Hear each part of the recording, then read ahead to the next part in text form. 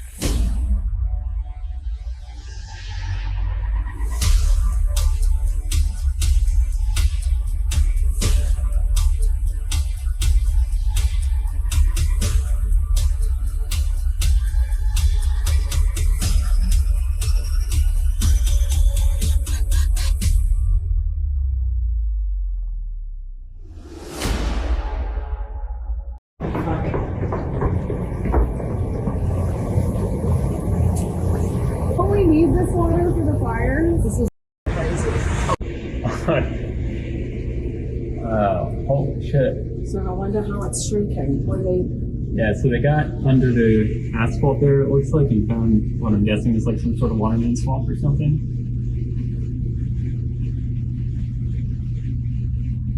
It feels like we're like in the movie and then everyone's like just watching it too. It's just so surreal. It's weird. It's So like, weird. They want to cross the street, but the street's a river. No, it's definitely a good job. it's like this degree of voyeurism I'm getting from this, and I never did clap. Oh my goodness. I just lost about like 10 days worth of water. When I was looking at the very first video of the plane going over Palisades, man, that was some very intense footage that, that I came across. And that fire obviously looked like it's consuming everything in its path. Almost like it's a scene from the apocalypse when I seen that, for sure. You can't help but if this fire is a sign of something bigger.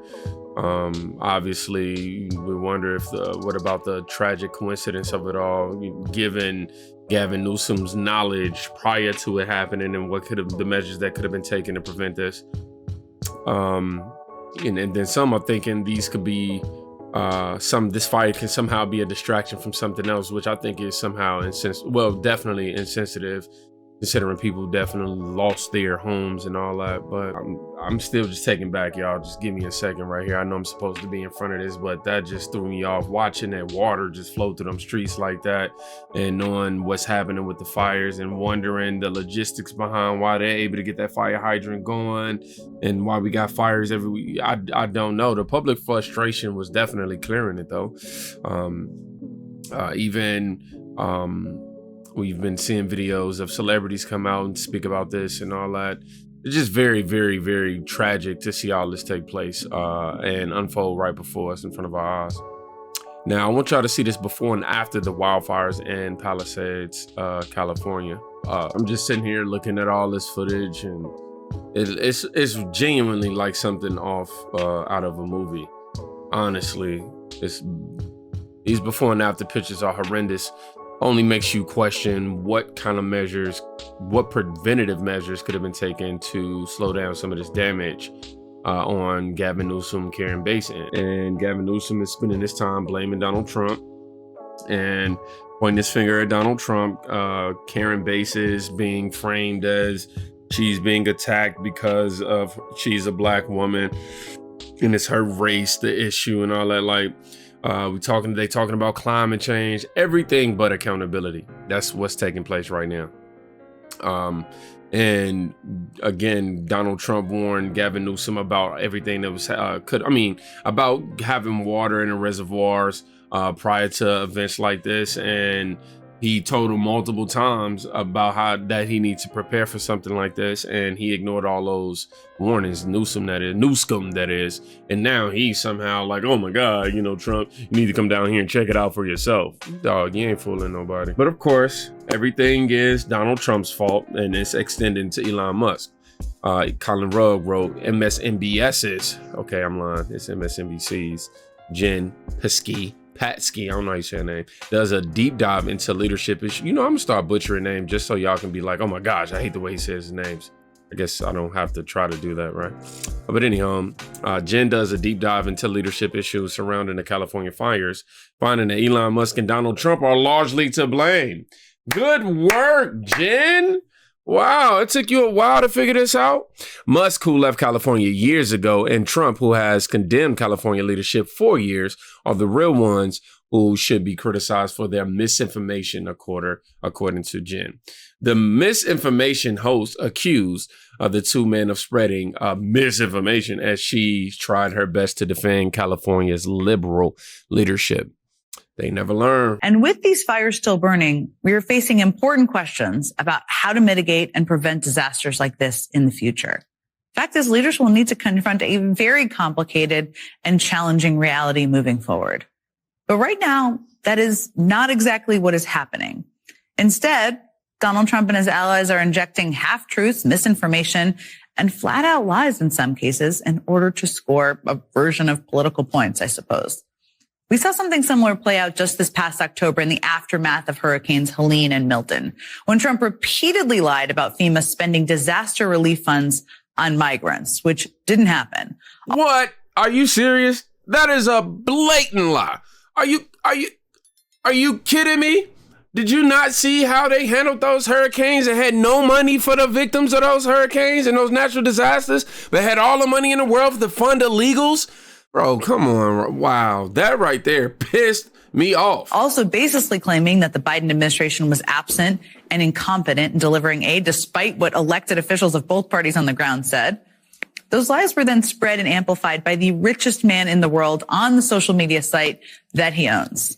So I guess none of us should have been shocked this week when Elon Musk posted that the Los Angeles Fire Department prioritized DEI over saving lives and homes. That's an exact quote. Yes, that is exactly true.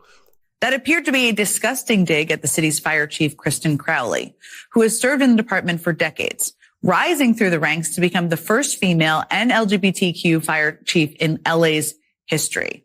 Musk also amplified a post this week from conspiracy theorist Alex Jones. Yes. Conspiracy theorist Alex Jones. Oh, my gosh.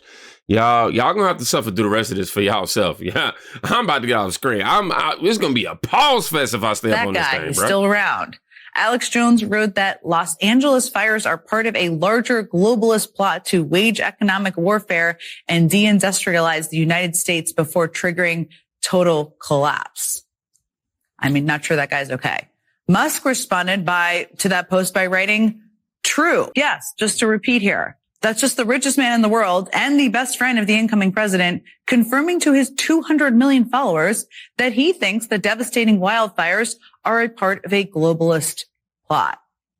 And so now we're back in this vicious cycle where Trump and his new bestie push lies about a natural disaster, and then right-wing media runs with them. I'll say it out loud. They have no intention of putting out these fires. All these people are focused on pronouns and fish you can't eat and scrubbing white people from the fire department. DEI, as Elon Musk said, can actually mean DIE.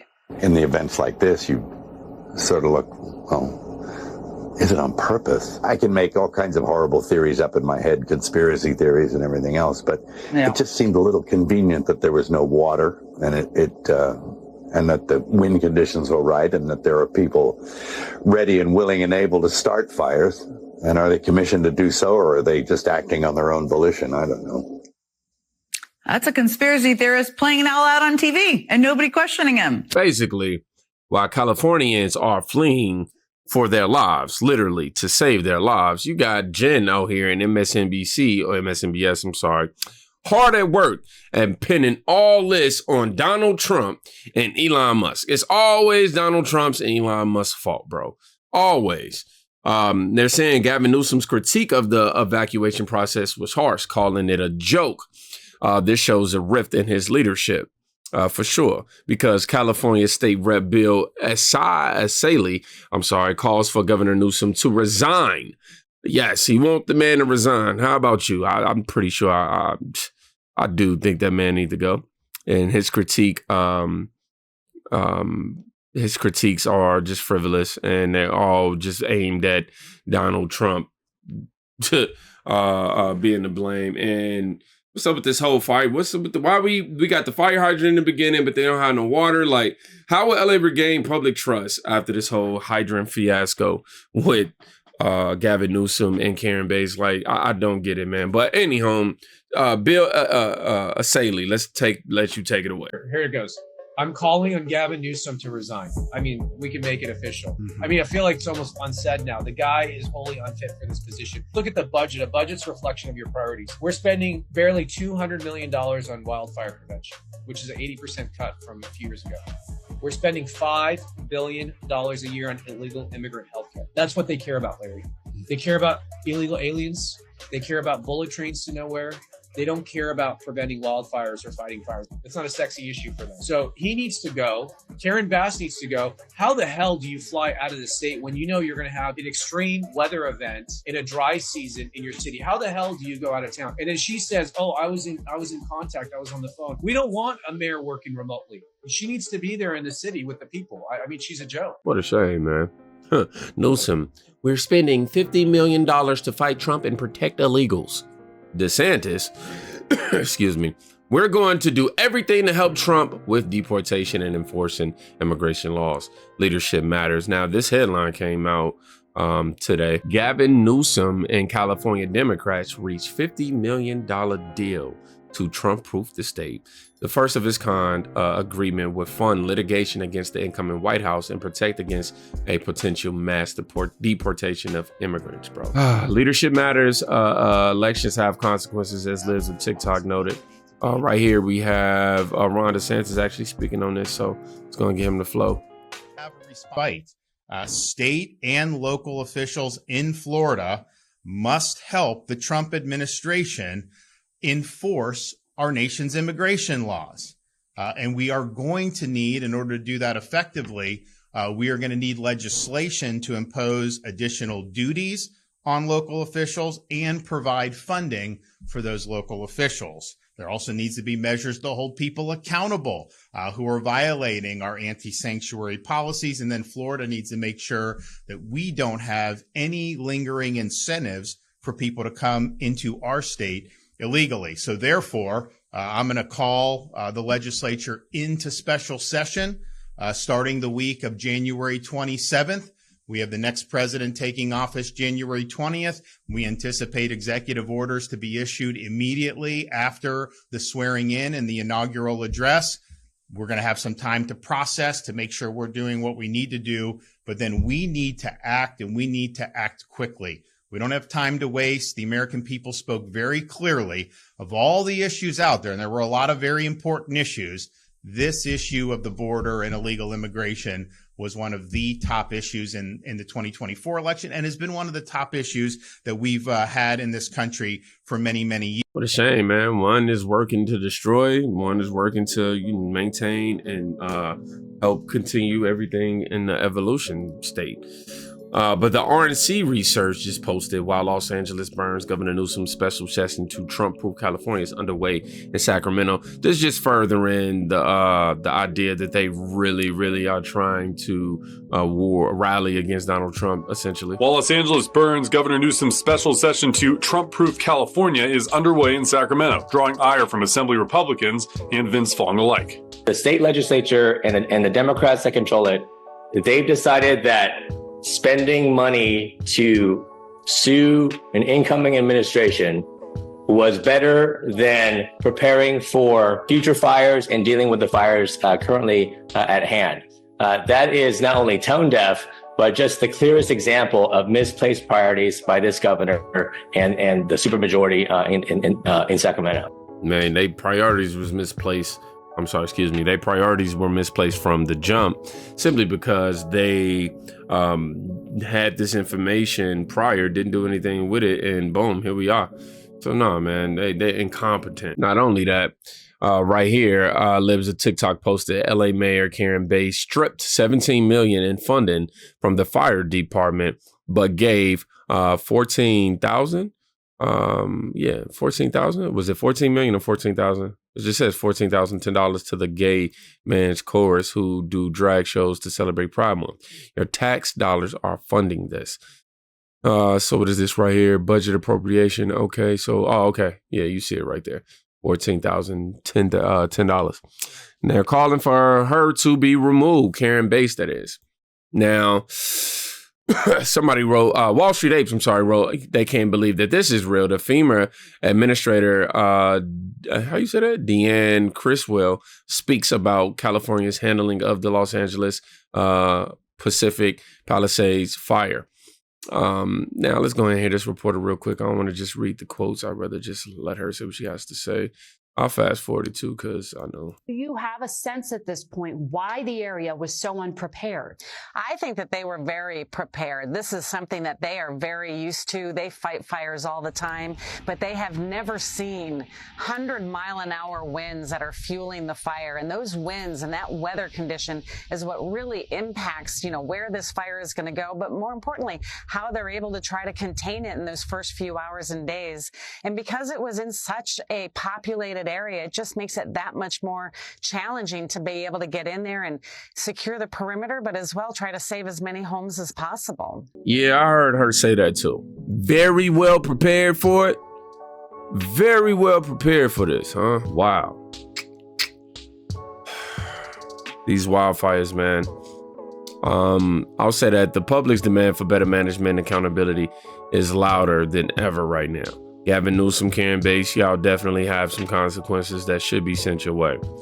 How would the state even respond? Could this crisis be the wake-up call that California needs to overhaul its wildfire response strategies and also overhaul and get out all of these Democrats who invoke these Democrat policies that help aid the damage in situations like this, man?